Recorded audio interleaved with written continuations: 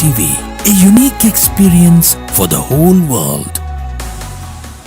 ക്രൂശിലായെനിക്കായി മരിച്ചവനേ, ക്രൂശിനെ എനിക്കായി ജയിച്ചവനേ, കാരിരും വാണിയാൽ മുറിഞ്ഞവനേ, ചാട്ടവാറിനടിയാൽ തളർന്നവനേ, യേശുവേ നീ എത്ര സഹിച്ചു, എൻ പാപങ്ങൾക്കായി നീ ക്രൂശിൽ മരിച്ചു. ഈശോ മിശിഹായ്ക്ക് സ്തുതിയായിരിക്കട്ടെ. ഈശോയിൽ ഏറ്റവും സ്നേഹമുള്ളവരെ, 50 നോമ്പിലേക്ക് നമ്മൾ പ്രവേശിക്കുകയാണ്. ഈ നോമ്പ് കാലഘട്ടത്തിൻ്റെ ഏറ്റവും അടുത്ത ഒരുക്കത്തിലൂടെ നമ്മൾ കടന്നു പോകുമ്പോൾ നമുക്കറിയാം, ഒരു ക്രൈസ്തവനായി ഈ ഭൂമിയിലേക്ക് നമ്മൾ ജനിച്ചു വീഴുമ്പോൾ ആ ഒരു ക്രൈസ്തവൻ്റെ ജീവിതത്തിൽ ഏറ്റവും സുവർണമായ നിമിഷങ്ങളിലൂടെ ഓരോ വർഷവും നമ്മൾ ഒരുങ്ങി നമ്മുടെ ആത്മാവ് കൊണ്ടും ശരീരം കൊണ്ടും ദൈവത്തിന് വേണ്ടി, ഈശോയ്ക്ക് വേണ്ടി, നമ്മളെ ഈശോയെ സ്വീകരിക്കാൻ വേണ്ടിയുള്ള വലിയ ഒരുക്കത്തിൻ്റെ മണിക്കൂറുകളാണ്. 50 നോമ്പിലേക്ക് പ്രവേശിക്കുമ്പോൾ നമ്മൾ 50 നോമ്പിൻ്റെ നോമ്പുകാല ചിന്തകളിലേക്ക് കൂടെ നമ്മൾ പ്രവേശിക്കുകയാണ്. നമുക്ക് ഈ നോമ്പുകാല ചിന്തയിലേക്ക് പ്രവേശിക്കുമ്പോൾ വചനത്തിലൂടെ നമ്മളൊരു യാത്ര ചെയ്യുക. ഹോസിയ പ്രവാചകന്റെ പുസ്തകം 2-ാം അധ്യായം 14-ാം തിരുവചനത്തിൽ ഇപ്രകാരം പറയുകയാണ്: ഞാൻ അവളെ വശീകരിച്ച് വിജന പ്രദേശത്തേക്ക് കൊണ്ടുവരും, അവിടെ വെച്ച് ഞാൻ അവളോട് ഹൃദ്യമായി സംസാരിക്കും. എൻ്റെ പ്രിയപ്പെട്ടവരെ, കർത്താവ് തിരുവചനത്തിലൂടെ നമ്മോട് ആഹ്വാനം ചെയ്യുകയാണ്. ദൈവം ഒരു വ്യക്തിയെ തൻ്റെ സ്നേഹത്തിലേക്ക് ആകർഷിക്കുമ്പോൾ, ദൈവം ഒരു വ്യക്തിയെ തൻ്റെ ദൈവിക പദ്ധതിയിലേക്ക് ആകർഷിക്കുമ്പോൾ അവനോട് ദൈവം അവനെ എത്തിക്കുന്ന ഏറ്റവും പ്രധാനപ്പെട്ട ആദ്യത്തെ ഇടമാണ് മരുഭൂമി. വചനത്തിലുടനീളം നമ്മൾ മരുഭൂമിയെക്കുറിച്ച് കേൾക്കുന്നുണ്ട്. ഇസ്രായേലിൻ്റെ ചരിത്രം പരിശോധിക്കുമ്പോൾ മരുഭൂമിയിലേക്ക് പിൻവാങ്ങിയതിനെക്കുറിച്ചും മരുഭൂമിയിലൂടെയുള്ള യാത്രയെക്കുറിച്ചും മരുഭൂമിയിൽ അനുഭവിച്ച ത്യാഗഭാരങ്ങളെക്കുറിച്ചും മരുഭൂമിയിലെ പരീക്ഷകളെക്കുറിച്ചും എല്ലാം വചനം പ്രതിപാദിക്കുന്നുണ്ട്.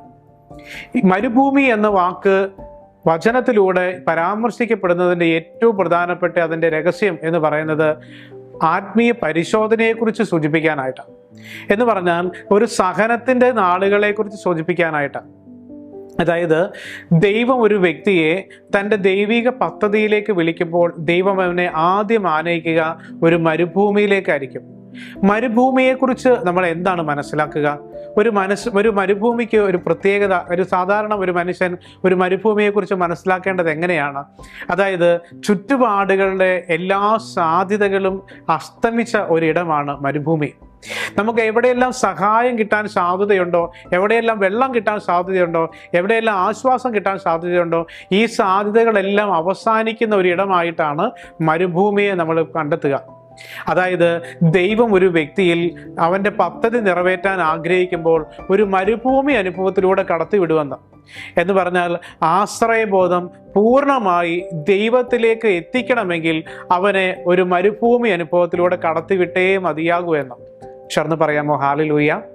എൻ്റെ പ്രിയപ്പെട്ട ദൈവജനമേ, നമുക്ക് ഒരു മരുഭൂമി അനുഭവം അനുവദിക്കുന്നു എന്ന് നമുക്ക് മനസ്സിലായാൽ, അതുമല്ലെങ്കിൽ നമുക്കൊരു സഹനത്തിലൂടെ നമ്മൾ ബന്ധങ്ങളിൽ നിന്നും ചുറ്റുപാടുകളിൽ നിന്ന് ബന്ധുക്കളിൽ നിന്ന് നമ്മളോടുള്ള വ്യക്തിബന്ധങ്ങളെ എല്ലാം നമുക്ക് നഷ്ടപ്പെട്ടിട്ട് നമ്മളൊരു ഒറ്റപ്പെടലിൻ്റെ വക്കിലേക്ക് എത്തിപ്പെട്ടു എങ്കിൽ അതിൻ്റെ അർത്ഥം നമ്മളോട് ദൈവം വ്യക്തമായി സംസാരിക്കാനായിട്ട് ആരംഭിക്കുന്നു എന്ന് വേണം നമ്മൾ മനസ്സിലാക്കാൻ. ഹല്ലേലൂയ. പ്രിയപ്പെട്ടവരെ, ദൈവത്തിൻ്റെ സ്വരം കേൾക്കാൻ ഏറ്റവും ഉചിതമായ സമയവും സ്ഥലവും മരുഭൂമി അനുഭവത്തിൻ്റെ കാലഘട്ടത്തിലാണ്. എന്തുകൊണ്ടാണെന്ന് ചോദിച്ചാൽ, നമ്മുടെ ബാഹ്യമായിട്ടുള്ള എല്ലാ സാധ്യതകളും അവസാനിക്കുന്നിടത്ത് ദൈവത്തിൻ്റെ പ്രവൃത്തി ആരംഭിക്കുകയാണ് ചെയ്യുന്നത്. ഹല്ലേലൂയ. അങ്ങനെയാണെങ്കിൽ നമ്മൾ തിരിച്ചറിയുക, നമുക്ക് ഇന്നുണ്ടാകുന്ന എല്ലാ സഹനങ്ങളുടെയും എല്ലാ തീച്ചുളയുടെ അനുഭവത്തിൻ്റെയും ഒരു ഉത്തരം എന്ന് ചോദിച്ചാൽ, ദൈവത്തിന് നിന്നോട് ചിലത് പറയാനുണ്ട് എന്ന് നീ തിരിച്ചറിയുക എന്നുള്ളതാണ്. ഈ നോമ്പ് കാലഘട്ടത്തിൽ നമ്മൾ ഏറ്റവും അധികം നമ്മൾ ചിന്തിക്കേണ്ടത്, എൻ്റെ സഹനങ്ങൾക്ക്, എൻ്റെ വേദനകൾക്ക്, ഞാൻ അനുഭവിക്കുന്ന ഈ സംഘർഷങ്ങൾക്ക് എനിക്കൊരു ഉത്തരം തരണം കർത്താവേ എന്നാണ്. അങ്ങനെയല്ലേ നമ്മൾ പലപ്പോഴും ചോദിച്ചുകൊണ്ടിരിക്കുക? അങ്ങനെയല്ലേ പലപ്പോഴും നമ്മൾ ദൈവത്തോട് ചോദിക്കുക, എന്തിനാണ് നീ ഇത് അനുവദിക്കുന്നത്? എന്തിനാണ് നീ എന്നെ ഇതിലൂടെ കടത്തിവിടുന്നത്? പ്രിയപ്പെട്ടവരെ, ദൈവം നമ്മളെ ജീവിതത്തിൻ്റെ ചില ഞെരുക്കുന്ന ദൗർഭാഗ്യങ്ങളിലൂടെ, ചില വേദനയിലൂടെ കടത്തിവിടുമ്പോൾ നിന്റെ കുടുംബ ജീവിതത്തിൽ, നിന്റെ ഭാര്യയിൽ നിന്ന്, മക്കളിൽ നിന്ന്, ബന്ധുക്കളിൽ നിന്ന്, നിന്റെ സഹപ്രവർത്തകരിൽ നിന്ന്, നീ ഏറെ സ്നേഹിച്ച നിന്റെ ജീവിതത്തിലെ ചില സാഹചര്യങ്ങളിൽ നിന്ന്, സാധ്യതകളിൽ നിന്ന് നിനക്ക് പ്രതിസന്ധികൾ അനുവദിക്കപ്പെടുമ്പോൾ നീ മനസ്സിലാക്കേണ്ട ഒരു പ്രധാനപ്പെട്ട വസ്തുത, ദൈവം നിന്നോട് ചില കാര്യങ്ങൾ സംസാരിക്കാൻ പോകുന്നു. അതിനുവേണ്ടി നീ കാതുകളെ തുറന്നു കൊടുക്കണം. അപ്പൊ ദൈവത്തിന് ഈ സ്വരം കേൾക്കണമെങ്കിൽ നമുക്കൊരു തുറവയുള്ള ഒരു ഹൃദയം ആവശ്യമാണ്. തുറവിയുള്ള ഹൃദയം. എന്താണ് തുറവിയുള്ള ഹൃദയം എന്ന് പറഞ്ഞാൽ? തുറവിയുള്ള ഹൃദയം നമ്മുടെ കാതുകളെ തുറന്നു വയ്ക്കുക. നമുക്ക് വേണമെങ്കിൽ ഒരു ജനക്കൂട്ടത്തിന്റെ ഇടയിൽ നിന്നുകൊണ്ട് നമുക്ക് കേൾക്കുന്നത് പോലെ ദൈവത്തെ കേൾക്കാം. ജനക്കൂട്ടത്തിന്റെ ഇടയിൽ നിന്ന് ഒരു വ്യക്തിയെ കേൾക്കുന്നത് പോലെ കേൾക്കാം. എന്താണ് ജനക്കൂട്ടത്തിന്റെ ഇടയിൽ നിന്ന് കേൾക്കുമ്പോഴുള്ള പ്രത്യേകത? പല സ്വരങ്ങളും നമുക്ക് അതിലൂടെ കേൾക്കാൻ പറ്റും, അല്ലെ? ഒരു സമൂഹത്തിന്റെ നടുവിൽ നിന്ന് മറ്റൊരാളെ കേൾക്കുമ്പോൾ അയാളുടെ സ്വരം മാത്രമല്ല നമ്മൾ കേൾക്കുക, പിന്നെയോ നമ്മൾ ചുറ്റുപാടുമുള്ള ആളുകളുടെ സ്വരത്തിനിടയിൽ ഒരു സ്വരമായി ആ വ്യക്തിയെ കൂടെ കേൾക്കും. പറയുന്ന കാര്യത്തെക്കുറിച്ചോ കേൾക്കുന്ന വിഷയത്തെക്കുറിച്ചോ അത്രമേലൊന്നും വ്യക്തതയില്ലെങ്കിൽ കൂടെ നമ്മൾ എന്തൊക്കെയോ കേട്ടു. ഇങ്ങനെയാണ് ഈ മരുഭൂമിയിൽ നീ കേൾക്കാൻ ആഗ്രഹിക്കുന്നതെങ്കിൽ പ്രിയപ്പെട്ട കുഞ്ഞെ, നീ ദൈവ പദ്ധതിയിൽ നിന്ന് ഏറെ വിദൂരമാണ്. പ്രിയപ്പെട്ടവരെ, തിരുവചനത്തിലൂടെ നമ്മൾ ധ്യാനിക്കുന്ന സമയത്ത് ഈശോ തൻ്റെ പരസ്യ ജീവിതത്തിന് തൊട്ട് മുമ്പ് അവൻ മരുഭൂമിയിൽ പോയി പ്രാർത്ഥിച്ചു എന്ന് തിരുവചനം പറയുകയാണ്. എത്ര ദിവസമാണ് പ്രാർത്ഥിച്ചത്? 40 ദിവസം. 40 ദിവസത്തോളം മരുഭൂമിയിൽ പ്രാർത്ഥനാ നിരതമായിരുന്നു. അപ്പൊ അങ്ങനെയെങ്കിൽ പ്രാർത്ഥനാ നിരതമായിരിക്കുന്ന അനുഭവത്തിലായിരുന്നപ്പോൾ ദൈവം, ഈശോ മിശിഹ, ചുറ്റുപാടുകളെ മുഴുവൻ അവൻ അടച്ചു വെച്ചിട്ട് അവൻ പിതാവുമായുള്ള ഗാഢബന്ധത്തിന് വേണ്ടി അവൻ പിതാവിനോട് ഒട്ടിയിരുന്നു. ഈ ഒട്ടിയിരിക്കല് വളരെ പ്രധാനപ്പെട്ട ഒരു കാര്യമാണ്. കാരണം മറ്റു സ്വരങ്ങളെല്ലാം അവസാനിക്കുന്നിടത്ത്, മറ്റു സ്വരങ്ങളെല്ലാം നമ്മളെ അസ്വസ്ഥപ്പെടുത്തുന്നിടത്ത് നിന്ന് മാറിയിട്ട് ദൈവത്തിൻ്റെ സ്വരം കേൾക്കാൻ നമ്മളൊന്ന് കാത് തുറന്നു കൊടുക്കണം. അപ്പൊ എന്താണെന്നറിയാമോ? ദൈവം നമ്മോട് വ്യക്തമായി സംസാരിക്കാൻ തുടങ്ങും. ഹോസിയ 2:14 പറയുകയാണ്, മരുഭൂമിയിൽ വെച്ച്, വിജന പ്രദേശത്ത് വെച്ച് ഞാൻ അവളോട് കൃത്യമായി സംസാരിക്കും. ഹല്ലേലൂയ. പ്രിയപ്പെട്ടവരെ, ഈ മരുഭൂമി അനുഭവത്തിലൂടെ നമ്മൾ കടന്നു പോകുമ്പോൾ ദൈവത്തിൻ്റെ സ്വരം, ദൈവം നമ്മോട് സംസാരിക്കുന്നത് വളരെ നേർത്ത സ്വരത്തിലായിരിക്കും നമുക്ക് ആരംഭിക്കുക. ഈ നേർത്ത സ്വരത്തിൽ നീ കേൾക്കുന്ന ദൈവത്തിൻ്റെ സ്വരത്തെ കുറച്ചും കൂടെ ആഴത്തിൽ നിനക്ക് മനസ്സിലാകണമെങ്കിൽ നിന്റെ ശ്രദ്ധ നീ ദൈവത്തിലേക്ക് മാത്രമായിരിക്കണം. ചുറ്റുപാടുകളിലേക്കാകരുത്, കുടുംബത്തിലേക്കാകരുത്, വീട്ടുകാരെ കുറിച്ചാകരുത്. പ്രിയപ്പെട്ടവരെ, നമ്മുടെ ഇഷ്ടങ്ങളെക്കുറിച്ചോ നമ്മുടെ ഹോബിയിലേക്കോ നമ്മുടെ സ്വപ്നങ്ങളിലേക്കോ ആകരുത്. ദൈവത്തിലേക്ക് മാത്രം ആശ വയ്ക്കുന്ന, ശ്രദ്ധ വയ്ക്കുന്ന ഒരു ജീവിത അനുഭവത്തിലേക്ക് നീ ഒന്ന് മാറാൻ തയ്യാറെടുത്ത് നോക്ക്. ഈ നോമ്പ് കാലഘട്ടം നിനക്ക് അത്ഭുതങ്ങളുടെ ദിവസങ്ങളായി മാറും. ഈ 50 ദിവസക്കാലം ദൈവം നിന്നെ അത്ഭുതങ്ങളുടെ ദിനരാത്രങ്ങളാക്കി മാറ്റും. വിശ്വസിക്കാൻ ബുദ്ധിമുട്ടുണ്ടോ?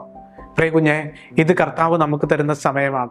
ഒരുപക്ഷെ ഇന്നലകളിലെ കഴിഞ്ഞ വർഷങ്ങളിലൊക്കെ നോമ്പ് നമ്മൾ ചിലപ്പോൾ അങ്ങോട്ടും ഇങ്ങോട്ടും ഒക്കെ മാറി മറിഞ്ഞുമൊക്കെ നടന്ന് തീർത്തിട്ടുണ്ടാവും. പക്ഷേ ദൈവം നമ്മൾ ഈ പ്രാവശ്യത്തെ നോമ്പിലേക്ക് നമ്മൾ ഒരുങ്ങുമ്പോൾ, പ്രിയപ്പെട്ടവരെ, ദൈവം എന്നോട് സ്വരമായി വ്യക്തമായി സംസാരിക്കുന്ന ഒരു സമയമായി ഇതിനെ കണ്ടെത്താനായിട്ട് ശ്രമിക്കണം. ഇനി എങ്ങനെയെല്ലാമാണ് നമുക്കിത് മനസ്സിലാക്കാൻ പറ്റുക?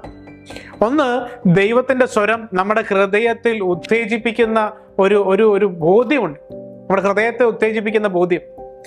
ഒന്ന്, ഈ ബോധ്യത്തിലൂടെ നമുക്ക് ദൈവാനുഭവത്തിലേക്ക് പ്രവേശിക്കാൻ സാധിക്കും. 2, വചനത്തിൽ വേരുവാക്കിക്കൊണ്ട്. എങ്ങനെയാണ് വചനത്തിൽ വേരുവാക്കുക? വചനം വായിക്കുക, വചനം വായിക്കണം. നിരന്തരമായ വചനം വായനയിലൂടെ നമുക്ക് വചനത്തിന്റെ ആഴങ്ങളിലേക്ക് കയറി ചെല്ലാൻ പറ്റും. ഇനി ഒന്നാമത്തത് നമ്മുടെ ഹൃദയത്തിൽ തരുന്ന ഉത്തേജിപ്പിക്കുന്ന ബോധ്യത്തിലൂടെ വളരാം. രണ്ടാമത്തത് വചന വായനയിലൂടെ വളരാം. ഇനി വചന ശ്രവണം, അതെങ്ങനെയാണ്? വചനപ്രഘോഷണം കേൾക്കുന്നതിലൂടെ. ഞാനിന്ന് നിങ്ങളോട് ഇത് പങ്കുവെക്കുന്ന സമയത്ത് പ്രിയപ്പെട്ട കുഞ്ഞെ, ഇത് നിന്നോട് വ്യക്തമായി ദൈവത്തിന് മറ്റു പല കാര്യങ്ങളും പറയാനുണ്ട്. അതായത് ഞാൻ പറയുന്നത് മാത്രമല്ല, ഇതിനകത്ത് ഏതെങ്കിലും ഒരു പോയിന്റ് മാത്രമേ നിനക്ക് ആവശ്യമുള്ളതുണ്ടാവുള്ളൂ. അവിടുന്ന് നിന്നോട് പിന്നെ സംസാരിക്കുന്നത് ആരായിരിക്കും? ദൈവമായിരിക്കും. ഞാൻ പറയുന്ന ബാക്കി കാര്യങ്ങളെക്കുറിച്ചൊക്കെ നിനക്ക് മാറ്റിവെക്കാം. ഈ 15 മിനിറ്റ് നിന്നോട് സംസാരിക്കുന്നതിനിടയിലെ ഏതെങ്കിലും ഒരു പോയിന്റ് മാത്രമായിരിക്കും നിനക്ക് ആവശ്യമായിരിക്കുക. ഈശോ നമ്മോട് വ്യക്തമായി നമ്മോട് സംസാരിക്കാൻ തുടങ്ങുമ്പോൾ പ്രിയപ്പെട്ടവരെ, നമ്മുടെ സാധ്യതകൾ അവസാനിച്ചെന്ന് തോന്നുന്നിടത്ത് ദൈവം അത് ആരംഭിക്കാൻ പോവുകയാണ്. പ്രഭാഷകന്റെ പുസ്തകം 4-ാം അധ്യായം 17-ാം തിരുവചനം പറയുകയാണ്, ആദ്യം ഞാൻ അവനെ ക്ലിഷ്ടമാർഗത്തിലൂടെ നയിക്കും. ക്ലിഷ്ടമാർഗം എന്താണ്? ക്ലിഷ്ടമാർഗം എന്ന് പറഞ്ഞാൽ കഷ്ടതയുടെ മാർഗങ്ങൾ, ഞെരുക്കത്തിൻ്റെ മാർഗങ്ങൾ. പ്രിയപ്പെട്ടവരെ, ഈശോയെ പ്രസവിക്കാൻ പരിശുദ്ധ അമ്മ, തിരുകുടുംബത്തിൻ്റെ പരിശുദ്ധ അമ്മ എത്രമാത്രം ക്ലിഷ്ടമാർഗത്തിലൂടെയാണ് കടത്തിവിട്ടത്, എത്രമാത്രം ഞെരുക്കങ്ങളിലൂടെയാണ് കടന്നുപോയത്. ഒരു 14 വയസ്സുകാരി ദൈവത്തിൻ്റെ അരുൾപ്പാടുണ്ടാകുകയും ദൈവത്തിൻ്റെ പരിശുദ്ധാത്മാവിനാൽ പെൺകുട്ടി ഗർഭിണിയായി കാണപ്പെട്ടു എന്ന് പറയുന്നത് കേൾക്കുന്ന അത്ര ശുഭകരമായ വാർത്തയൊന്നുമല്ല, ആണോ? അല്ല, കേൾക്കുന്ന അത്ര ശുഭകരമായ വാർത്തയൊന്നുമല്ല. കാരണം ഒരു 14 വയസ്സുകാരി തൻ്റെ സ്വഭവനത്തിൽ വെച്ച് ഗർഭിണിയായി കാണപ്പെട്ടു എന്ന് പറഞ്ഞാൽ അത് യഹൂദ നിയമപ്രകാരം ആ പെൺകുട്ടി കൊല്ലപ്പെടാൻ വരെ സാധ്യത. കാരണം അങ്ങനെയുള്ള നിയമമാണ് യഹൂദരുടെ ഇടയിലോ. കാരണം അങ്ങനെയുള്ള പെൺകുട്ടികളെ കല്ലെറിഞ്ഞു കൊല്ലണമെന്നാണ് യഹൂദ നിയമം. അങ്ങനെ ഇരിക്കെയാണ് പരിശുദ്ധ അമ്മയിലേക്ക് ഈ പരിശുദ്ധാത്മാവിനാൽ നിറയപ്പെട്ട ഈശോയുടെ ജനനം സംഭവിക്കുക. അപ്പൊ ദൈവത്തിന്റെ ആഗമന ഉദ്ദേശം വലുതാണെങ്കിലും പരിശുദ്ധ അമ്മയിലേക്ക് ഈശോ കടന്നു വന്ന സമയത്ത് ഉണ്ടായ സംഘർഷം വലുതാ. ഇത് മരുഭൂമി അനുഭവത്തിന് തുല്യമാണ്. അപ്പൊ ഞാനും നിങ്ങളും ഈശോയുടെ സാന്നിധ്യം അനുഭവിക്കാൻ വേണ്ടി ആഗ്രഹിക്കുകയും ദൈവാനുഭവത്തിലേക്ക് കടന്നു വരികയും ചെയ്യുന്ന സമയത്ത് നമുക്കുണ്ടാകുന്ന ദൈവാനുഭൂതി വലുതാണെങ്കിലും ഇതിലേക്ക് പ്രവേശിക്കാൻ എടുക്കുന്ന ഈ സംഘർഷം ഉണ്ടല്ലോ, ഈ പ്രതിസന്ധി, അതൊരു പക്ഷേ കടബാധിതയുടെ രൂപത്തിലായിരിക്കും, ഒരുപക്ഷെ ഒറ്റപ്പെടലിന്റെ രൂപത്തിലായിരിക്കും, അതല്ലെങ്കിൽ ഒരു പക്ഷേ നമ്മുടെ ജീവിത പങ്കാളിയിൽ നിന്നായിരിക്കാം, മക്കളിൽ നിന്നായിരിക്കാം, ചുറ്റുപാട് സാധ്യതകളിൽ നിന്നായിരിക്കാം. പക്ഷെ ഒരു കാര്യം മനസ്സിലാക്കുക, ഈ സമയം നീ ഒന്ന് തരണം ചെയ്യാൻ തയ്യാറാണെങ്കിൽ, ഈ സമയത്തെ നീ ഒന്ന് കടത്തിവിടാൻ തയ്യാറാണെങ്കിൽ പരിശുദ്ധാത്മാവ് ഈ നോമ്പ് കാലഘട്ടത്തിൽ കുഞ്ഞെ നിന്നോട് പറയുകയാണ്, നീ ഒരു അത്ഭുതം കാണും. ഹബക്കൂക്ക് 1:5 വചനം പറയുന്നത് പോലെ പറഞ്ഞാൽ ആരും വിശ്വസിക്കാത്ത ഒരു പ്രവൃത്തി ദൈവം നിനക്ക് വേണ്ടി ചെയ്യും. വിശ്വസിക്കാൻ പറ്റുന്നവര് ഒരു ഹല്ലേലൂയ പറഞ്ഞ്, ഒരു ആമേൻ പറഞ്ഞേ. ഹല്ലേലൂയ. കുഞ്ഞെ, ഇത് കർത്താവ് നിനക്ക് വേണ്ടി തരുന്ന സമയമാണ്. നീ ഒരുങ്ങുക, പ്രാർത്ഥിക്കുക. ഇത് കർത്താവിൻ്റെ ഒരു നിനക്ക് തരുന്ന ഒരു സമ്മാനത്തിൻ്റെ സമയമായിട്ട് ഇത് കാണും. ഈ 50 ദിവസക്കാലത്ത് നീ അതിനു വേണ്ടി ഒന്ന് തയ്യാറെടുത്തേ. അങ്ങനെ എടുക്കുന്നുവെങ്കിൽ ദൈവം നിനക്ക് അത്ഭുതങ്ങൾ ചെയ്തു തരും. നമുക്ക് ഒരു നല്ല നോമ്പുകാല ചിന്തയിലേക്ക്, നമുക്ക് നോമ്പുകാല ഉണർവിലേക്ക് നമുക്ക് പ്രവേശിക്കാം. തുടർന്ന് വരുന്ന ഓരോ നിമിഷങ്ങളിലും ഓരോ ദിവസങ്ങളിലും നമുക്ക് കേൾക്കാൻ പോകുന്ന തിരുവചന ശുശ്രൂഷകളെല്ലാം നമുക്ക് ഹൃദയത്തോട് ചേർത്ത് വയ്ക്കാം. ദൈവത്തിൻ്റെ അരുൾപ്പാടുകളെ നമുക്ക് ധ്യാനിക്കാം. നമുക്കൊരു നിമിഷം കണ്ണുകളടയ്ക്കാം, നമുക്ക് പ്രാർത്ഥിക്കാം. കാരുണ്യവാനായ ഈശോയെ, അങ്ങ് ഈ 50 ദിവസത്തെ നോൻപ് കാലഘട്ടത്തിൽ ഞങ്ങളെ ഒരുക്കുമ്പോൾ അവിടുത്തെ പരിശുദ്ധാത്മാവ് ഞങ്ങളോട് അത്ഭുതകരമായ ദൈവിക സാന്നിധ്യം വെളിപ്പെടുത്തണമേ. ദൈവിക പദ്ധതികളെ ഞങ്ങളോട് വെളിപ്പെടുത്തണമേ. ഹോസിയ 2:14 അരുൾ ചെയ്ത വചനം എന്നോട് ഹൃദ്യമായി അവിടുന്ന് സംസാരിക്കാൻ, ദൈവത്തിൻ്റെ സ്വരവും ദൈവത്തിൻ്റെ പദ്ധതിയും എന്നിൽ വെളിപ്പെടാൻ ഇടയാക്കി തീർക്കണമേ എന്ന് പ്രാർത്ഥിക്കാം. കുടുംബത്തെയും ജീവ സാഹചര്യങ്ങളെയും എല്ലാം ഈശോ ഏറ്റെടുക്കട്ടെ എന്ന് ആഗ്രഹിച്ചുകൊണ്ട് നമുക്ക് പ്രാർത്ഥിക്കുന്നു. ഈശോ എല്ലാവരെയും സമൃദ്ധമായി അനുഗ്രഹിക്കട്ടെ. ആമേൻ. Mars Riva TV, a unique experience for the whole world.